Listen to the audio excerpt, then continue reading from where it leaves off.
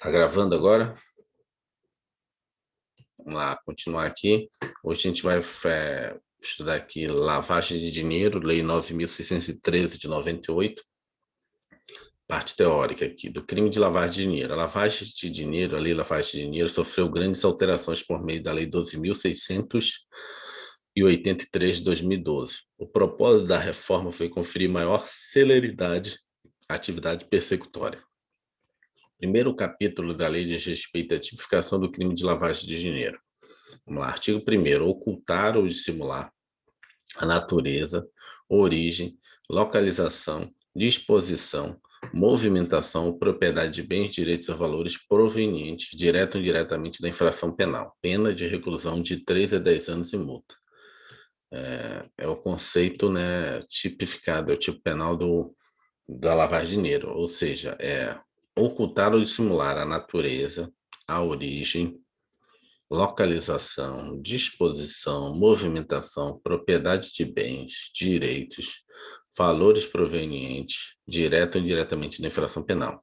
O crime de lavagem de dinheiro é praticado por aquele que tenta fazer os recursos obtidos por meio da atividade ilícita pareçam ter origem legítima. A doutrina normalmente divide o crime de lavagem de dinheiro em três fases diferentes. Não sendo necessário que ocorram as três para que o crime seja consumado. Colocação, que é a inserção dos recursos no mercado financeiro, geralmente por meio de pequenos depósitos em contas diferentes ou de pequenas compras feitas em espécie. Ocultação e dissimulação, os recursos são movimentados de forma a tentar despistar qualquer ação investigativa. Integração, os valores são introduzidos na economia por meio de investimentos, de forma a não levantar suspeitas sobre a sua origem. Então, você tem a colocação. Qual é a primeira fase? A colocação é a inserção do dinheiro no mercado financeiro. Normalmente, você está com esse dinheiro vivo e precisa, né, colocar ele para girar. Que nem aconteceu, né, lá na época da Lava Jato, lá que tinha um deputado lá que tinha milhões, né, acho que 54 ou 34 milhões de dinheiro vivo em caixas, que não tinha nem tempo de lavar o dinheiro. Ocultação e dissimulação de discussão monetária de forma a despistar qualquer investigação, né? Normalmente o cara faz compras, né? Me vende aí esse cavalo que custa 1 milhão, mas vai fazer uma nota de 5 milhões, entendeu? Aí você finge que gastou 5 milhões no cavalo, né? Aí passa o dinheiro pro cara. Integração, os valores são introduzidos na economia por meio de investimentos, de forma a não suspeitas sobre a sua origem. Esse último aí, só para entender um pouco, esse último aí que o irmão leu, integração, né? Integração. Seria tipo, outro dia eu vi os traficantes compraram postos de gasolina, por exemplo, estaria encaixado Sim, nesse integração, né? sim, de forma a não levantar suspeitas sobre a origem. Investimentos. Há muita discussão doutrinária acerca dos bens jurídicos tutelados pelo crime de lavagem de dinheiro. Alguns autores dizem que se trata de ordem econômico-financeira, outros dizem que é administração da justiça. Para fins de prova, recomendo que você considere dois bens jurídicos tutelados, a ordem socioeconômica e os bens atingidos pelos crimes anteriores. Pois bem, a lavagem de dinheiro somente pode existir se houver recursos provenientes de outras atividades ilícitas, não é mesmo? Havia no regramento anterior uma lista de crimes que poderiam ser considerados antecedentes da lavagem de dinheiro. Com as alterações legislativas, hoje o artigo 1º da lavagem de dinheiro trata somente de infração penal. Os recursos são objetos da lavagem de dinheiro, portanto, podem ser provenientes de qualquer crime, ou seja, qualquer crime. Até, tipo, pequenos furtos. Eu faço pequenos furtos, né, de um supermercado. Não estou dizendo pequenos, vamos dizer, sou um gerente do supermercado. Todo mês, né? Todo mês ou toda semana tiro R$ 1.000. E uma das formas, né, de eu justificar, já que eu tenho salário fixo como gerente do banco, é lavar esse dinheiro. Como é que eu faço? Pequenos depósitos na minha conta, dizendo que eu recebi alguma coisa. Ou seja, apesar de ser lavar dinheiro, não precisa ser um crime grande, né? Pode ser crimes também provenientes de recursos pequenos. Você pode tentar lavar dinheiro pequeno, né?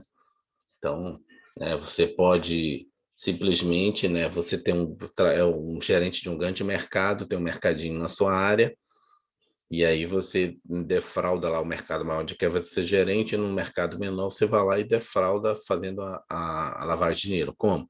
Você bota o dinheiro no seu caixa e pega aqueles produtos que em tese seriam da venda desses produtos e usa para consumo próprio. Aí você diz, não, Esses R$ 1.000 que entrou aqui toda semana é que eu vendi isso, vendi aquilo, que na verdade você utilizou em proveito próprio. Então é uma forma de o dinheiro surgir. De alguma forma você tem que fazer com que o dinheiro pareça, né, que veio de uma atividade ilícita, na verdade entrou irregularmente. Aí tem que ser, pode ser produtos também, muitas coisas, Produtos, né? pode ser o que Porque, for, por compra. exemplo, tem um cara que eu trabalhei numa empresa que o coordenador geral junto com o gerente era uma multinacional. E eles, assim, era o que dava para perceber nitidamente, assim, eles desviavam, por exemplo, eram 4 chopes, barril de chopp, eles desviavam um para a loja ao lado que eles dois alugaram, Uhum. entendeu? Então, sempre estavam tendo essa coisa. Vinha uma quantidade de produto de um estado fora de Brasília, e quando chegava aqui, algumas coisas ele já mandava um jeito de mandar para outra loja, que é a loja deles, não da empresa, entendeu? Entendi. Também, mas aí tá parecendo mais furto, né? Mas ninguém sabe também como é que, por quê. Porque às vezes tem algumas engenharias financeiras que a gente não entende. Tem coisas rebuscadas, tem coisas simples, que nem essa que a gente está conversando, mas tem coisas rebuscadas, né? Abrir empresas fora do país, que a gente chama de offshore, tem várias outras, né, modalidades. Tem hoje moedas digitais, blockchain, que é o Bitcoin, né? Utilizando a tecnologia blockchain, tem muita coisa nova. Tem uma área do governo que só trata disso, que é o. Esqueci agora. É, é um grupo no Ministério da Justiça que só fica tratando sobre lavagem de dinheiro. Esqueci, depois eu lembro aí. Então, hoje eles estão muito focados nessa área digital, porque hoje em dia a maioria das pessoas já estão fazendo lavagem em moedas eletrônicas. É, é um grupo de combate à corrupção e lavagem de dinheiro. Esqueci agora, depois eu lembro. Alguns doutrinadores dividem a criminalização da lavagem de dinheiro em 3 gerações. Primeira geração, os países prevêem apenas o tráfico de drogas como crime antecedente da lavagem de dinheiro. As primeiras leis que criminalizavam a lavagem de dinheiro utilizavam esse mecanismo, tendo sido alteradas após a Convenção de Viena. Então, a primeira geração achava que só tráfico de drogas podia gerar lavagem de dinheiro. Segunda geração, essas leis surgiram no momento posterior, trazendo o rol de crimes antecedentes, ampliando a repressão à lavagem de dinheiro. O Brasil estava nesta fase na lei 12.000, quer dizer, até a edição da lei 12.683, ou seja, tinha um rol de crimes antecedentes que faziam com que depois você pudesse ser punido como lavagem de dinheiro. Hoje em dia, qualquer crime que você pega, né, o proveito daquele crime, ou seja, o dinheiro daquele crime, e transforma isso em proveito para você. Você está lavando dinheiro. Se você pega aquele dinheiro, está comprando casa, você é um cara que só salta carro e vende carro, puxa carro, que o pessoal chama. Mas com esse dinheiro que você puxa carro, você compra casa para os seus parentes, né? Faz, né, compras de outros objetos, isso também, de certa forma, é proveito, mas pode ser lavagem. Se você está passando por nome de outras pessoas, está tentando lavar o dinheiro. Se você comprar para você direto, é proveito. Se você tenta, de alguma forma, dissimular ou ocultar, como é que eu dissimulo ou oculto? Passo para o nome de outra pessoa, né? Coloco o nome do meu irmão, de um primo, de um conhecido. Ou seja, você não tá, o proveito do crime não está direto no seu nome. E aí eu, como juiz, procurador do Ministério Público, eu posso te enquadrar dizendo, não, você, como botou o nome dele, o proveito desses crimes, você está tentando ocultar, está tentando dissimular. Então, mais um que você vai responder no seu processo. Você está fazendo lavagem de dinheiro.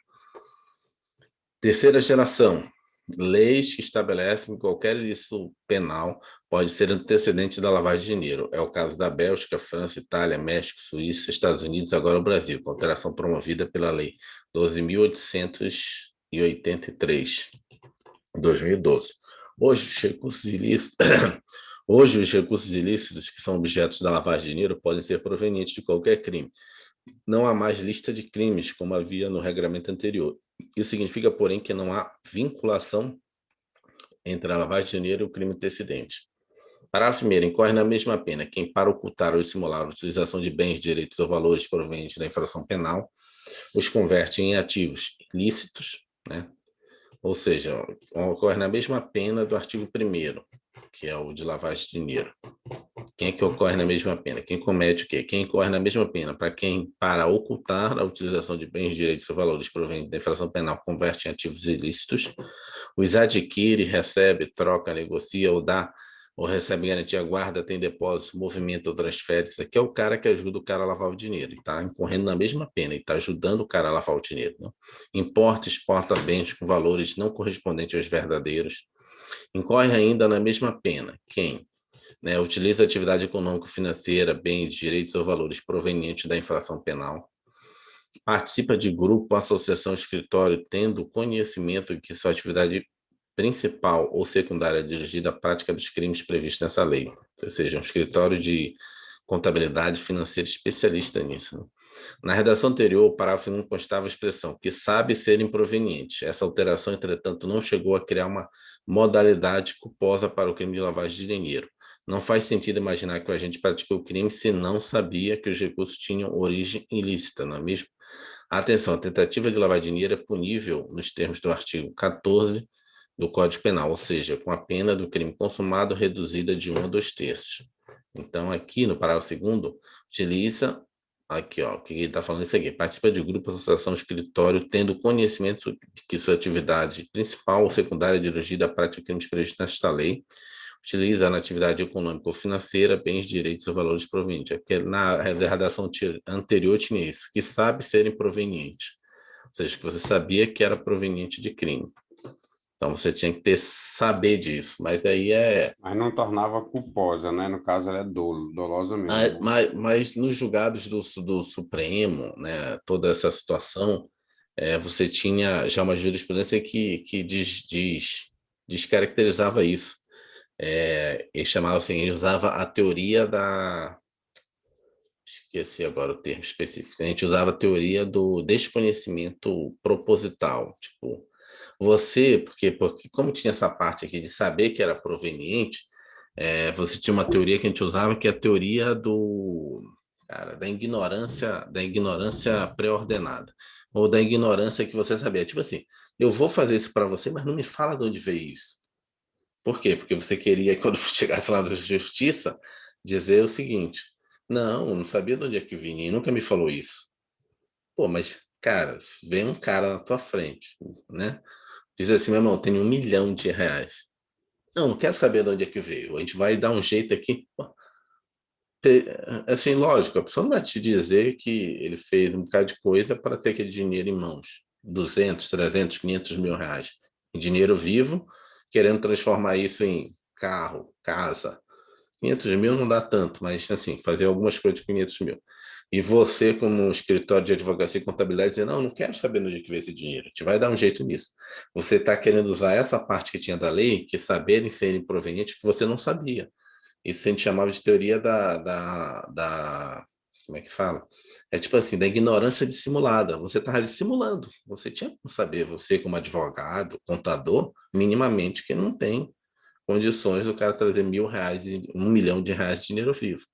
E aí sempre tinha essa quebra dessa parte aí nos julgados. Isso aconteceu muito no julgamento, não do Lava Jato, antes do Mensalão. No Mensalão tinha muita lavagem de dinheiro, que tinha as pessoas tipo, que chegavam lá na ação, era 430, não, 470 ou 370 a ação penal.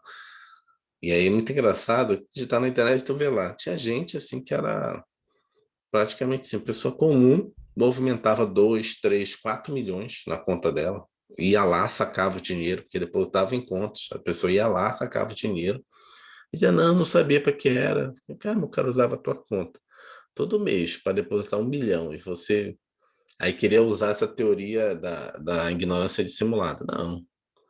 Se a pessoa vem com uma proposta dessa, que vai depositar na sua conta, né, 1 milhão e vai te dar 10% disso, você não quer saber de onde que vem o dinheiro?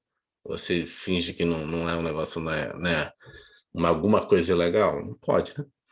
Vamos lá, aplica-se o artigo 14 do Código Penal, tentativa de lavagem de dinheiro. Significa dizer que o crime tentado é punível com a pena combinada para o crime consumado, reduzida de 1 a 2/3. Devemos ainda mencionar aqui o importante julgado da STF que reafirma o caráter do crime permanente de lavagem de dinheiro. lavagem de dinheiro, prescrição, crime permanente. A primeira turma, em conclusão do julgamento, condenou por unanimidade réu parlamentar à pena privativa de liberdade de 7 anos, 9 meses e 10 dias de reclusão. 10 dias de reclusão. Caiu? Valeu. Vamos lá, retomando. Lavagem de dinheiro, prescrição, julgada aqui do STF. Primeira turma, em conclusão de julgamento, condenou por unanimidade réu parlamentar à pena privativa de liberdade de 7 anos, 9 meses e 10 dias de reclusão em regime inicial fechado e multa de 248 dias multa, no valor de 5 vezes o salário mínimo vigente à época do fato, aumentada de 3 vezes pela parte de lavagem de dinheiro. Ou seja, a ação penal 863, São Paulo, relator ministro Edson Fachin, julgamento 23 de 5 de 2017, formativo do STF 866, mostrando que a lavagem de dinheiro é um crime permanente. Sendo permanente, se lembra? Tem vários julgados do STF. Sendo permanente, você aplica a lei do momento que cessar a permanência, né? Ou a continuidade, crime permanente. Enquanto você está lavando, ainda está cometendo crime, está cometendo crime. A hora que você parou de lavar é que cessou a permanência do crime. E aí você vai aplicar todas aquelas regras, né, de crime permanente e crime continuado. Aplicar a lei do momento que cessou, né, a permanência. Ah, não, mas eu comecei a lavar dinheiro há 2 anos atrás. Eu quero aplicar a Igual lei. sequestro, né? O sequestro também é crime permanente. Não. Então, tem todas aquelas regras, em tese, porque o crime permanente é um crime, vamos dizer assim, que tem maior, né, lesividade, então as regras são piores nesse sentido de aplicação da lei penal. Né? Você aplica a regra posterior, né, da permanência. Ah, não, mas comecei a lavar dinheiro há 5 anos atrás, é para aplicar a lei de 5 anos, não. Na hora que você parou de lavar dinheiro, vai aplicar a regra agora, 5 anos depois. Trata-se de ação penal movida contra parlamentar por crimes tipificados pela Lei de Lavagem de Dinheiro. O acordo não aprofunda a análise do crime de lavagem de dinheiro, mas há 2 pontos que merecem destaque. O tribunal reafirma o caráter de crime permanente da lavagem de dinheiro praticada na modalidade de ocultação, ao final de contas, que oculta e mantém oculto algo, prolonga a ação até que o fato se torne conhecido. O tribunal determinou a perda do mandato do deputado federal réu, né, comunicando a decisão à Câmara dos Deputados, já que, conforme jurisprudência consolidada da turma, nos casos de prisão em regime inicial fechado, a decretação da perda do mandato parlamentar será apenas declarada pela mesa legislativa. A lavagem de dinheiro é crime permanente, segundo a jurisprudência consolidada do STF. Então, quer numa prova, lavagem de dinheiro é crime permanente. E ele continua permanente até quando? Até ser descoberto. Porque enquanto ele está oculto, ele está mantido oculto. Então, lavei o dinheiro, abri um lava-jato. Lava-jato não, abri um mercado. Enquanto eu não souber que aquele mercado é fruto de lavagem de dinheiro, né, abri um mercadinho. Fui e roubei um assalta-banco lá no sul. Voltei para Brasília, montei um mercadinho com dinheiro. Lavei o dinheiro, abrindo o mercadinho aí, tá bombando. Passado 3 anos, descobrimos que o mercadinho era fruto lá da assalta-banco lá no sul. Famoso. E aí? A ocultação do dinheiro ficou nesses 3 anos em crime permanente, o mercadinho. Entendeu? Naquele momento que eu descobri que, enquanto tiver oculto, eu não descobri, está cometendo crime ainda. Parágrafo 5º. A pena poderá ser reduzida de 1 a 2 terços a ser cumprida em regime aberto ou semiaberto, facultando-se ao juiz deixar de aplicá-la ou substituí-la a qualquer tempo, por pena restritiva de direito, se o autor, coautor ou parte colaborar espontaneamente, aqui ó, colaboração, espontaneamente com as autoridades, prestando esclarecimentos que conduz à apuração das infrações penais, a identificação dos autores, coautores e partícipes, ou a localização dos bens, direitos ou valores objeto do crime. Para a apuração do crime de que trata este artigo, admite-se a utilização da ação controlada, você lembra que a gente viu ontem, né? Ação controlada e da infiltração de agentes. Essa aqui não é a lei de organização criminosa, é a lei de lavagem de dinheiro. Ou seja, estamos, portanto, diante da famosa delação premiada. No crime de lavagem de dinheiro, há previsão de mais benefícios ao delator do que a maioria das outras leis, além da possibilidade, né, de redução da pena de 1/3 a 2/3. O juiz pode determinar seu cumprimento em regime aberto ou semiaberto, ou ainda deixar de aplicá-la ou substituí-la por penas restritivas de direito. As informações trazidas pelo delator, todavia, devem conduzir à apuração dos crimes, a identificação dos autores, coautores e partes, ou a localização dos bens, direitos ou valores objeto do crime. O parágrafo 6º foi trazido pelo pacote anticrime, esse aqui, ó, filtração de agentes e ação controlada, e permite o uso de ferramentas de investigações previstas na Lei de Organização Criminosa, Lei 2.850, filtração de agentes e ação controlada. Esse caso aqui de delação premiada ocorreu na Lava Jato, né? Tinha um dos maiores doleiros, sei lá, passou 2 anos, já estava no semiaberto, São Paulo. Saiu várias reportagens na imprensa. O cara que mais lavou dinheiro, esqueci o nome dele. Cadê? Ação controlada é mesmo que flagrante retardado, né? Sim. Uma outra palavra, né? Para ele. Sim, caiu na prova. Flagrante retardado é a mesma coisa. Vamos lá. Se as informações dadas pelo delator mediante colaboração espontânea conduzirem à apuração dos crimes, à identificação dos autores, coautores e partes, ou à localização dos bens, direitos ou valores do objeto do crime, sua pena poderá ser reduzida de 1 a 2/3, né? Ser cumprida em regime aberto ou semiaberto, sendo possível ainda o juiz deixar de aplicá-la ou substituí-la por penas restritivas de direito. Artigo 7º. São efeitos da condenação além dos previstos no Código Penal: a perda em favor da União e dos Estados, no caso da competência da Justiça Estadual, de todos os bens, direitos e valores relacionados, direto ou indiretamente, à prática dos crimes previstos nesta lei, inclusive aqueles utilizados para prestar fiança, ressalvado o direito do lesado ou do terceiro de boa-fé. A interdição, isso aqui é o caso do cara que negociou com a pessoa e não sabia que aquilo era fruto de lavagem de dinheiro, entendeu? A interdição do exercício do cargo em função de qualquer natureza e de diretor, de membro de conselho de administração, de gerência de pessoas jurídicas referidas no artigo 9º pelo dobro do tempo da pena privativa de liberdade aplicada. A pena prevista também é aumentada de 1 a 2/3 se o crime é cometido de forma reiterada ou por meio de organização criminosa. Ou seja, você tem um aumento se, né, a lavagem de dinheiro tinha tido 4 ou mais pessoas, né, para fazer essa lavagem de dinheiro. A milícia tem 4 pessoas, já é organização criminosa. Do fruto dos crimes que eles cometem, eles começam a fazer coisas lícitas, né? Ocultar ou dissimular, fazer lavagem de dinheiro. Vocês vão responder por organização criminosa, lavagem de dinheiro, com aumento de 1 a 2/3, porque já são uma organização criminosa. São 4 pessoas atuando para cometer crimes, entendeu? Vai só acumulando. Por isso que às vezes tu vê pena aí de 200 anos, 300 anos, não, 200 anos acho que eu vi, do ex-governador do Rio de Janeiro, né? Eu não Cada sei pra quê. cada sentença Porque dele é 100 anos que sai do Sérgio Cabral.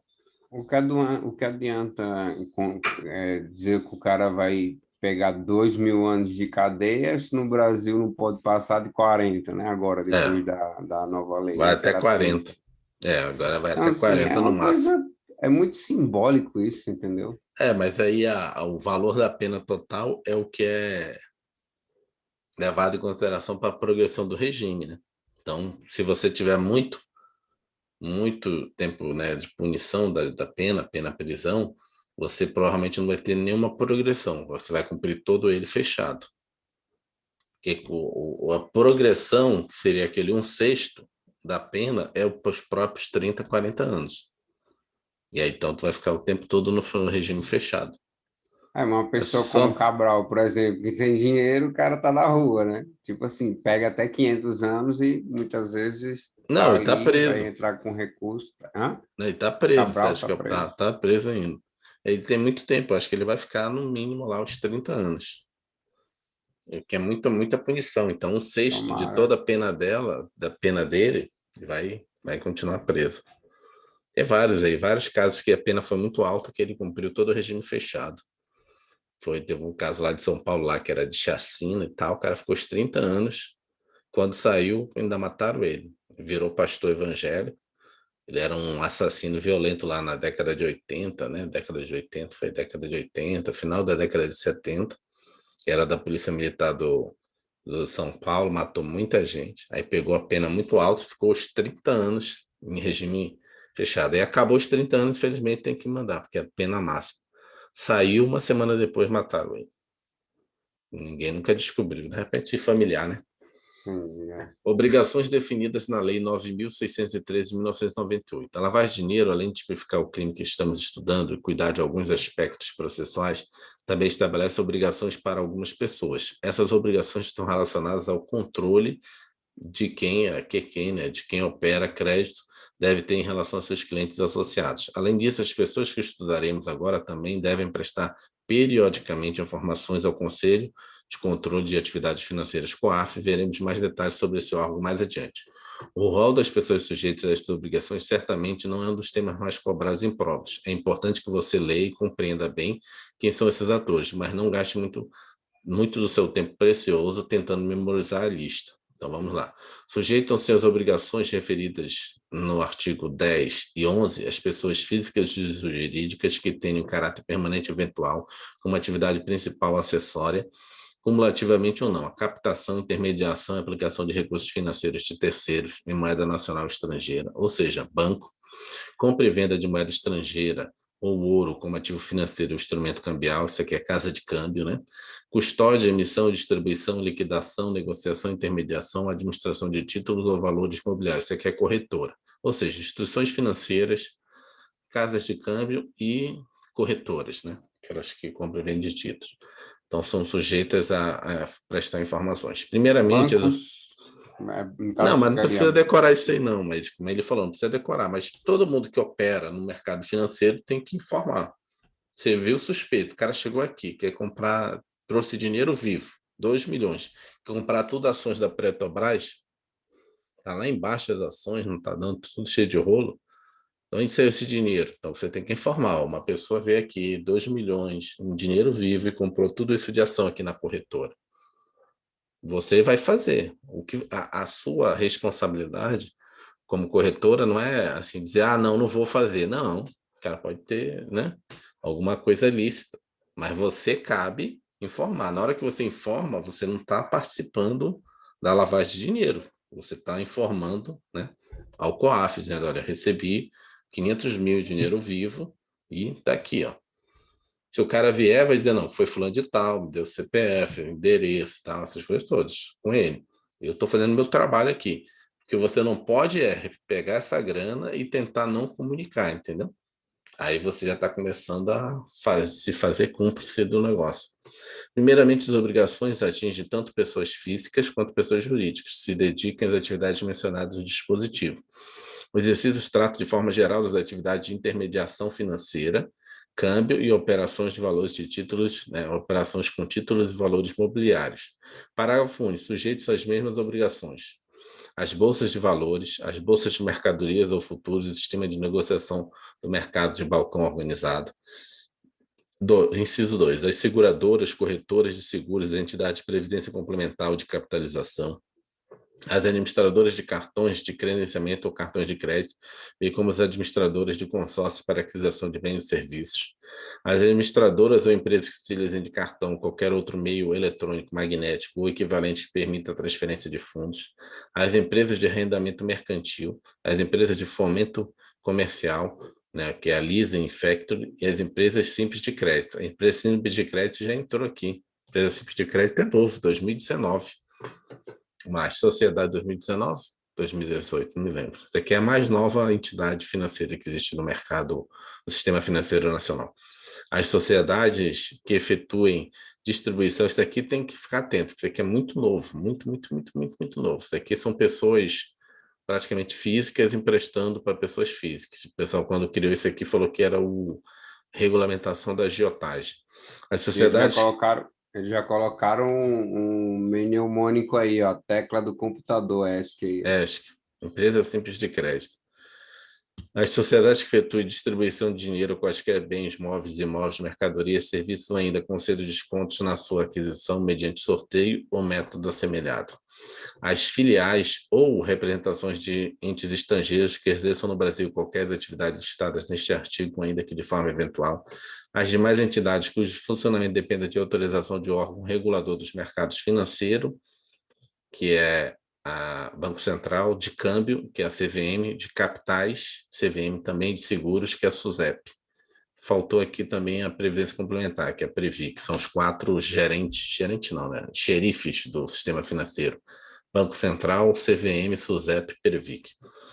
As pessoas físicas ou jurídicas nacionais e estrangeiras que operem no Brasil como agentes, dirigentes, procuradoras, comissionários ou qualquer forma que represente interesses de ente estrangeiro que exerça qualquer atividade referidas neste artigo. As pessoas físicas ou jurídicas que exerçam atividade de promoção imobiliária ou compra e venda de imóveis, né, as corretoras, né? As pessoas físicas ou jurídicas que comercializam joias, o pessoal lá no Rio fazia muito isso, né?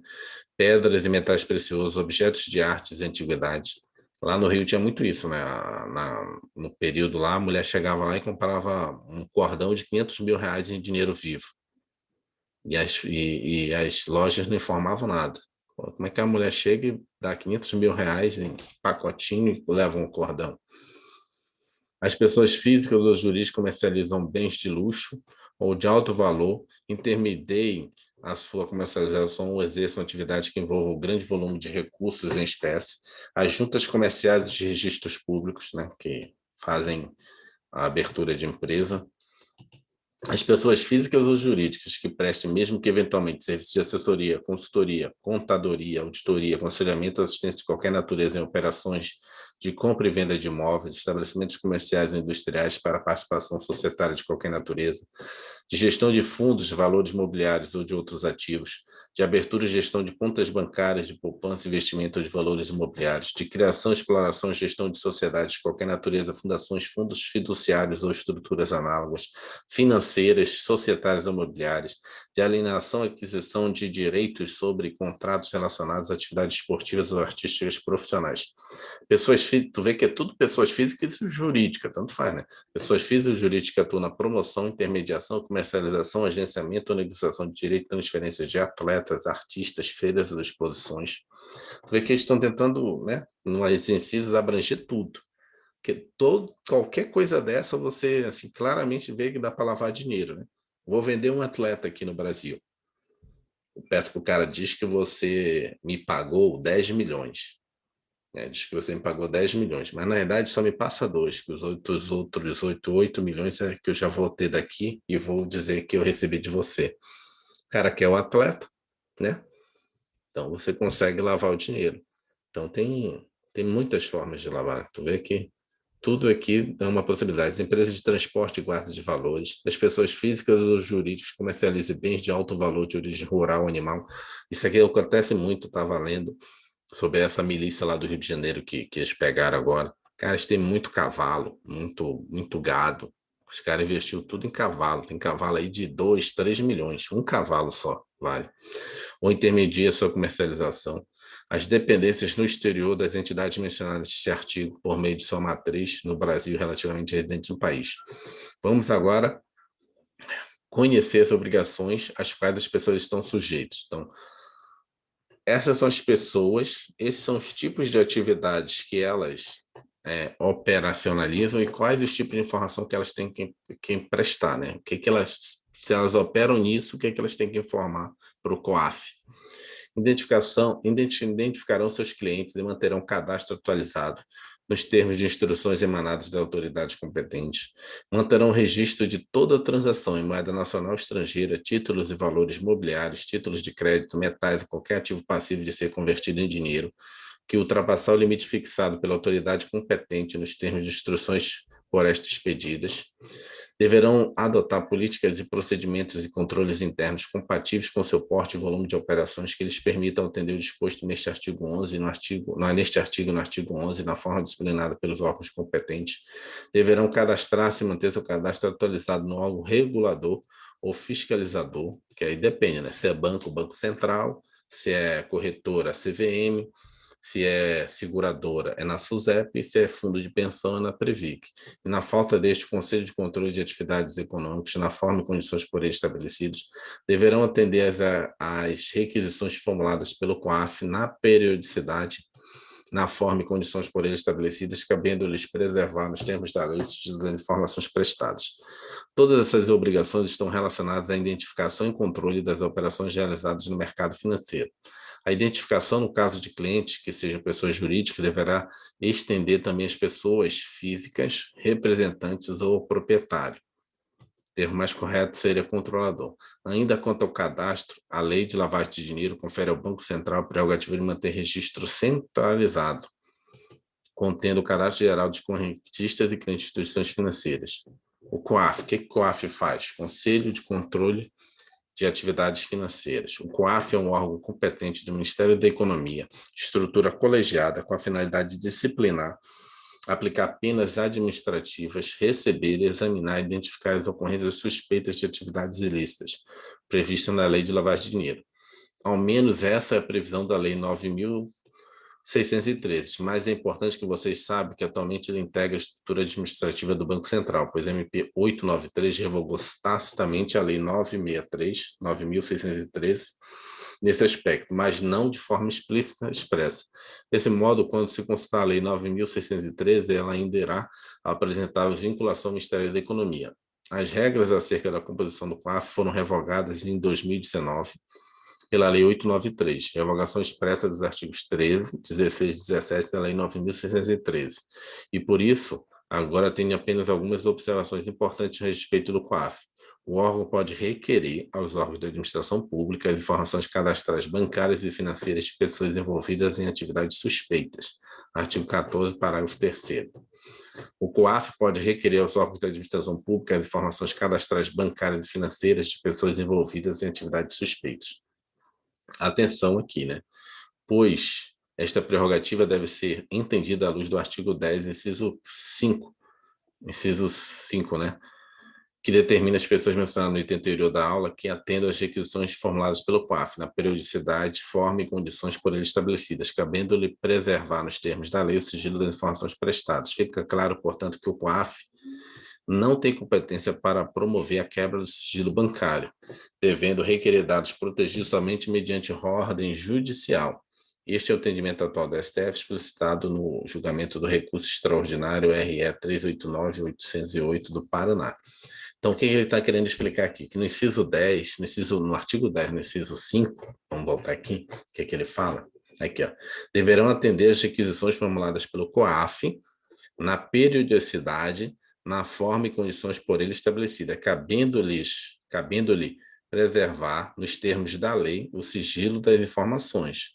Ou seja, eu peço, mas como cabe a você, eu pedi para você, pedi para o William, mas cabe a você preservar o sigilo, nos termos da lei. É você dizer para mim, COAF, que eu digo assim, olha, isso aí você não tem direito, porque nos termos da lei eu não posso prestar essa informação, porque ela é sigilosa de acordo com a lei. Não é o COAF que tem que saber. O COAF ele vai pedir tudo, e você que tem que preservar. Esse que ele está explicando lá. O STF entendeu que não cabe ao COAF. O COAF pede. Mas quem cabe verificar se ele pode ou não prestar informação é a entidade que foi solicitada.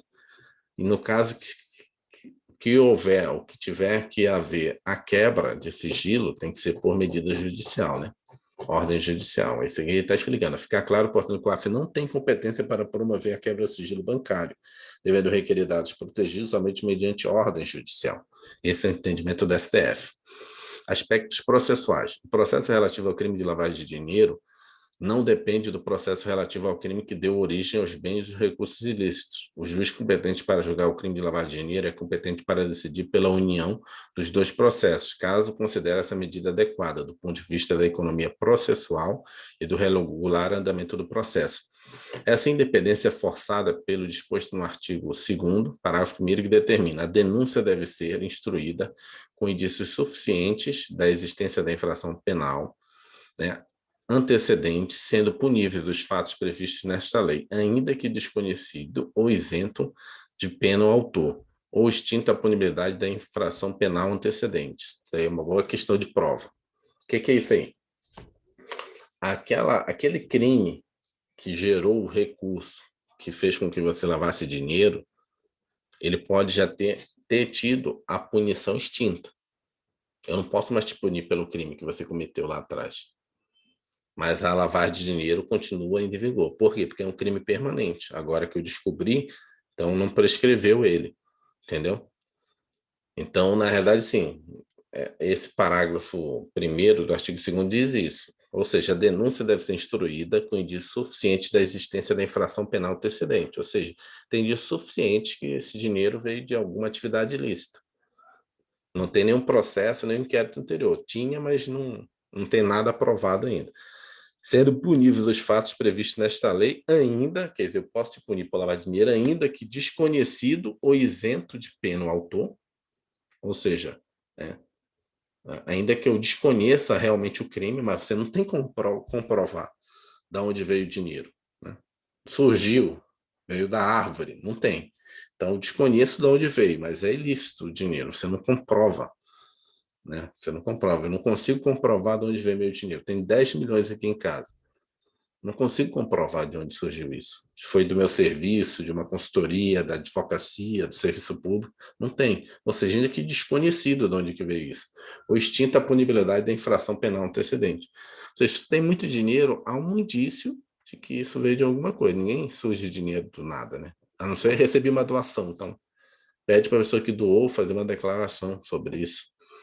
O processo de apuração e julgamento do crime de lavagem de dinheiro independe do processo relativo ao crime antecedente, sendo facultado o juiz decidir pela união dos processos. Processo de julgamento dos crimes previstos nesta lei.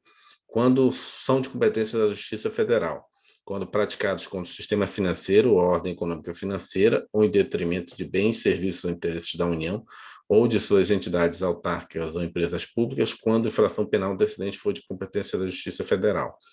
Ou seja, quando é que vai ser da Justiça Federal? Quando envolver qualquer órgão federal, ou sistema financeiro ou ordem econômica, ou quando o antecedente já era de competência da Justiça Federal. Né? Envolvia a Caixa Econômica, Banco do Brasil.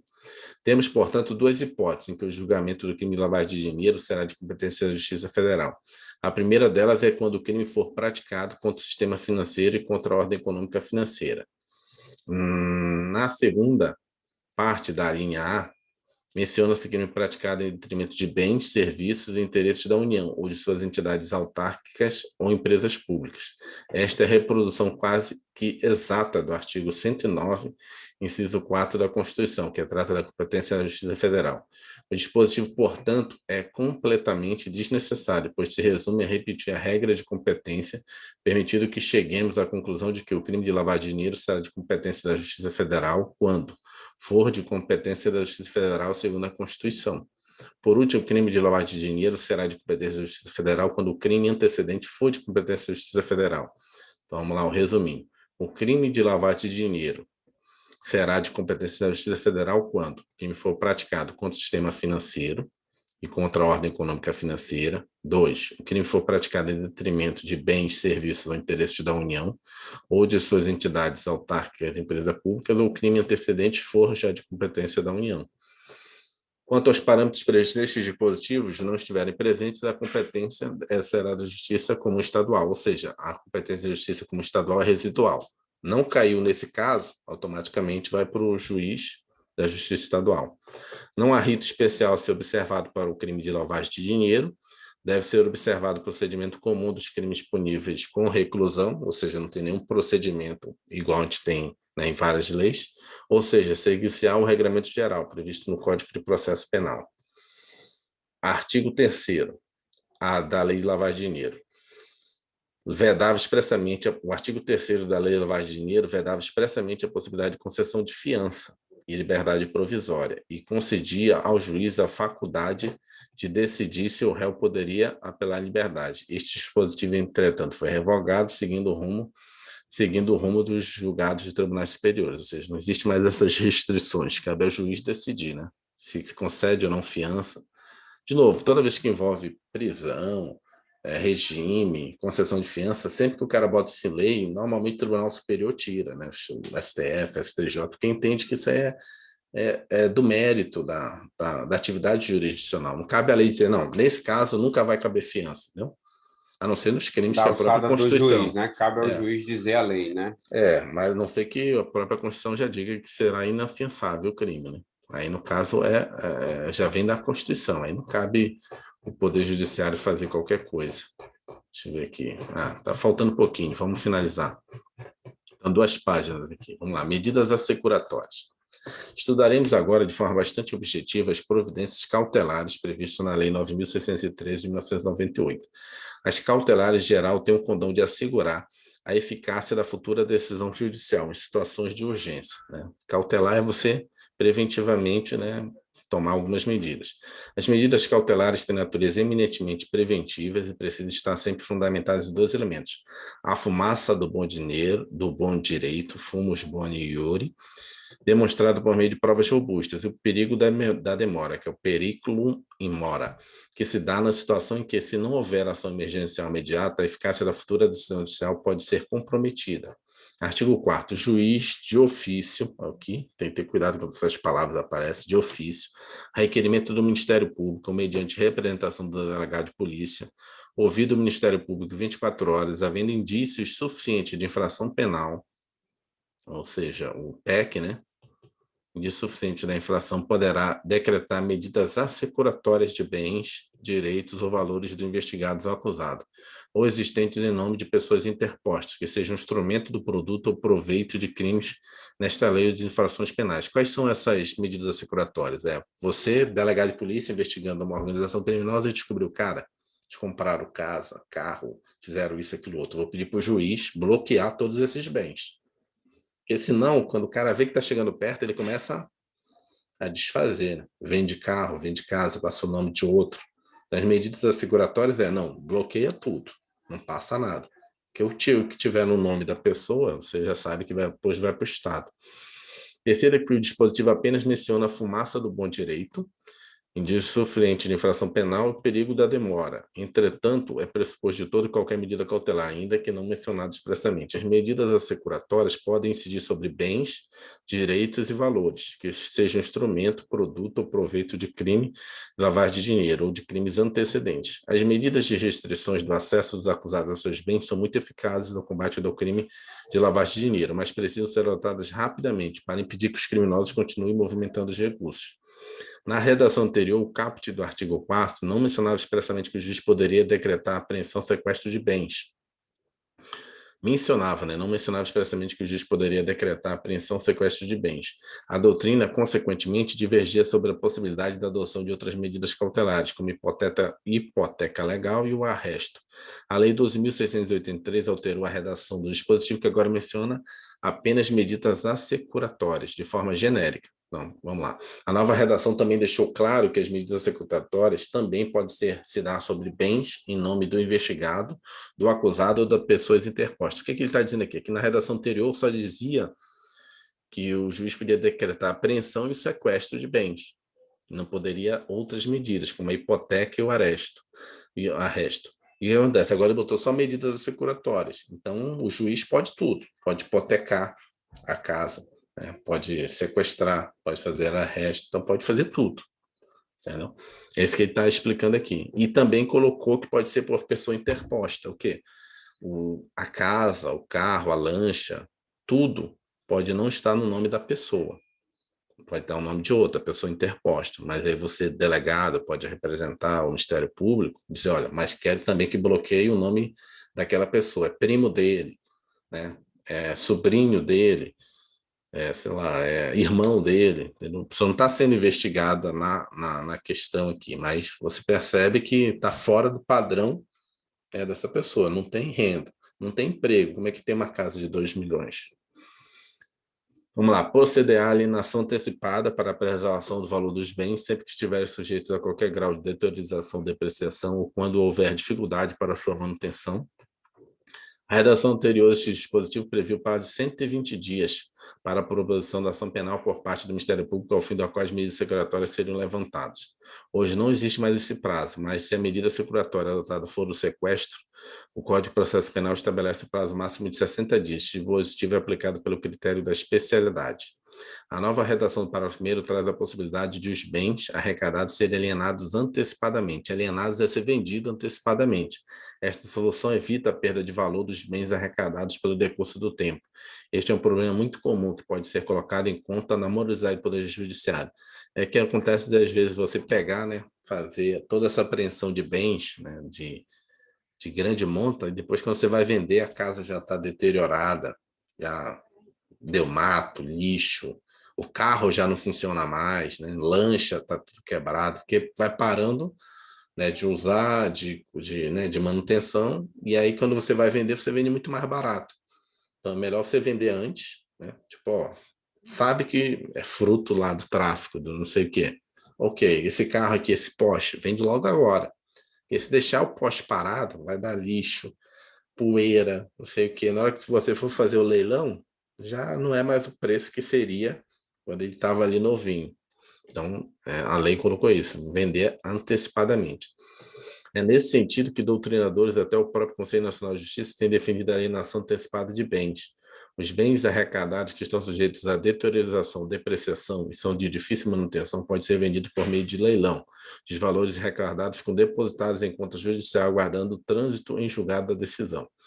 A alienação antecipada é regulada pelo artigo 4º-A e recomendo uma leitura rápida, mas considero muito difícil a cobrança dos detalhes em prova. O juiz determinará a liberação total parcial dos bens, direitos e valores quando comprovada a ilicitude de sua origem, mantendo-se a constrição de bens, direitos e valores necessários ou suficientes à reparação dos danos e ao pagamento das prestações pecuniárias, multas e custos decorrentes da infração penal.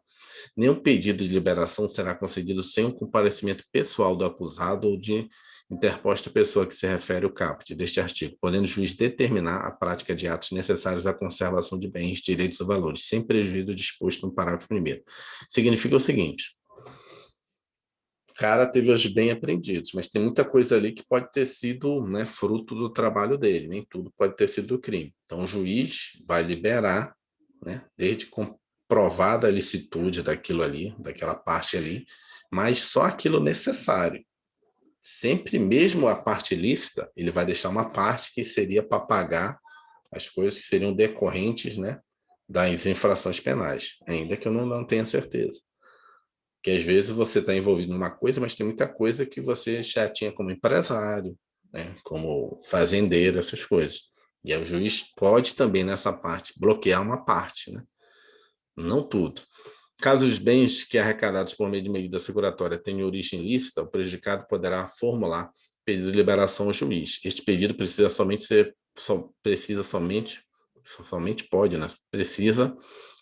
formulado quando houver o comparecimento pessoal do acusado ou do dono do bem, caso se trate de pessoa interposta. Alguns autores dizem que essa é uma hipótese de inversão do ônus da prova, já que caberá à parte comprovar a origem lícita dos bens. Caso não consiga provar a licitude dos bens, somente serão liberados ao final do processo, caso o réu seja absolvido. Mesmo que o réu prove a origem lícita dos bens, o juiz deve manter a disponibilidade da parte do patrimônio necessária à reparação dos danos e outros custos decorrentes do crime. Parágrafo 3º. Confere ainda ao juiz poderes para determinar a prática de atos necessários à conservação e bens, direitos e valores, incluída aqui a possibilidade de proceder à alienação antecipada. Artigo 4º-B. A ordem de prisão de pessoas ou medidas securatórias de bens, direitos ou valores poderão ser suspensas pelo juiz, ouvido o Ministério Público, quando a sua execução imediata puder comprometer investigações. Essa é uma hipótese de ação controlada e consiste no retardamento da ordem de prisão da determinação da adoção de medidas assecuratórias, quando houver possibilidade de estas frustrarem as investigações. Por último, quero comentar uma medida cautelar de natureza diferente, mas também aplicável durante investigações de crimes de lavagem de dinheiro. Caso o indiciado seja servidor público, ele será afastado do cargo, somente sendo possível seu retorno por meio de autorização fundamentada do magistrado competente. Artigo 17d. Em caso de indiciamento de servidor público, este será afastado sem prejuízo de remuneração e demais direitos previstos em lei, ou seja, vai continuar recebendo até que o juiz competente autorize e se não for aumentado o seu retorno. Vamos lá, considerações finais. Chegamos ao final desta aula, qualquer dúvida ou sugestões, não tem mais nada aqui. Aí amanhã a gente começa as questões comentadas. E aí a gente faz uma revisão rápida do que a gente estudou tanto de organização criminosa quanto de lavagem de dinheiro e fomos resolver os exercícios numa aula. Entendeu? Ok, então.